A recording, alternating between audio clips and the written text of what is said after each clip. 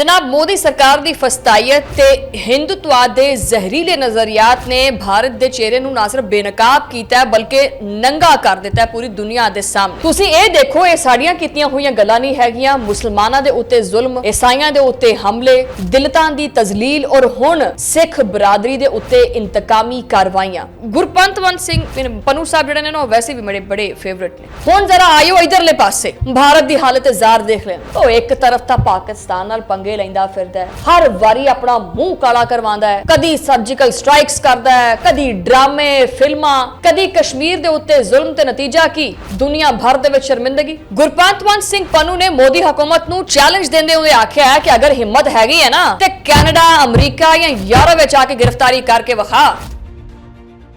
बिस्मिल्लाहिर्रहमानिर्रहीम, अस्सलाम वालेकुम नाज़रीन, तुसीं देख रहे हो 360 डिजिटल पंजाबी और मैं हां तुहाडी मेज़बान शुमाइला नियाज़। अज एक बारी फिर मोदी सरकार नूं बेनकाब करदे हां ते सीधा व्लॉग शुरू करदे हां। आजो बई जनाब, मोदी सरकार की फस्तायत ते हिंदुत्ववाद के जहरीले नजरियात ने भारत के चेहरे नूं ना सिर्फ बेनकाब किया है बल्कि नंगा कर दिता है पूरी दुनिया के सामने। बरसां तो जो मुल्क अपने आप नूं जमहूरीयत बर्दाश्त दा जिहड़ा ना गढ़ समझदा सी, अज उही मुल्क अकलितां वास्ते एक दलदल बन चुके और एक बिल्कुल खुली जेल बन गया। तुसीं ये देखो, ये साड़ियां कीतियां हुई गल्लां नहीं हैगियां। मुसलमानां दे उत्ते जुल्म, ईसाइयां दे उत्ते हमले, दिलतां दी तजलील और हुण सिख बरादरी दे उत्ते इंतकामी कार्रवाइयां। मोदी सरकार समझदी है कि जुल्म के जरिए आवाज़ां दबाइयां जा सकदियां, मगर तारीख चुक के वेखो, तारीख ने हमेशा दस्सिया कि जदों आवाज़ दिल तो उठदी है ना ते फिर बंदूकां भी चुप कर जांदियां ने।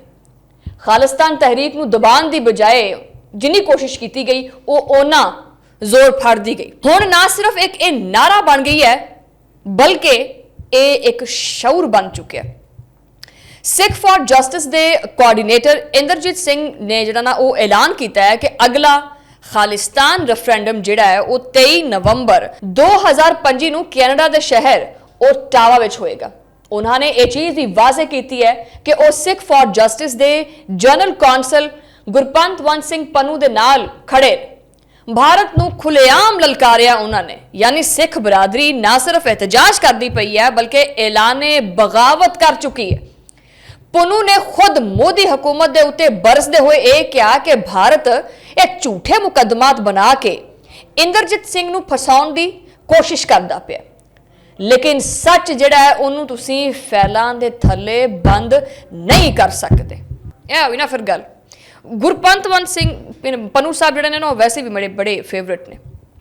हुण जरा आयो इधरले पासे भारत की हालत जार देख लेंदे आ। एक तरफ तां पाकिस्तान नाल पंगे लैंदा फिरदा है, हर वारी अपना मुंह काला करवांदा है, कदी सर्जिकल स्ट्राइक्स करदा है, कदी ड्रामे फिल्मां, कदी कश्मीर दे उत्ते जुल्म ते नतीजा की दुनिया भर दे विच शर्मिंदगी।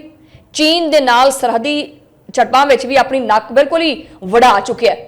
नेपाल दे नाल तालुकात बिगड़ चुके हैं। बांग्लादेश नाल अखां नहीं मलाइयां जा रही ते हुण सिखां दे पिछे लगे।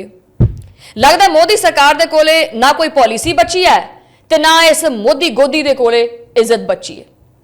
पूरा खिता इस मोदी कोलों तंग है। जिस भारत नूं ओ विश्व गुरु बनाण निकलिया सी ਉਹ ਹੁਣ विश्व मजाक बन चुके हैं। एक तरफ महंगाई है, बेरोजगारी है, किसानों का एहतजाज है और बाहर आलमी मीडिया की तनकीद भी तुहाडे सामने है।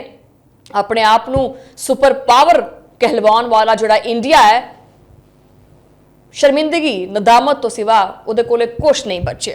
गुरपंत सिंह पन्नू ने मोदी हुकूमत नूं चैलेंज देंदे हुए आख्या है कि अगर हिम्मत हैगी है ना ते कैनेडा, अमरीका या यूरोप विच आके गिरफ्तारी करके विखा।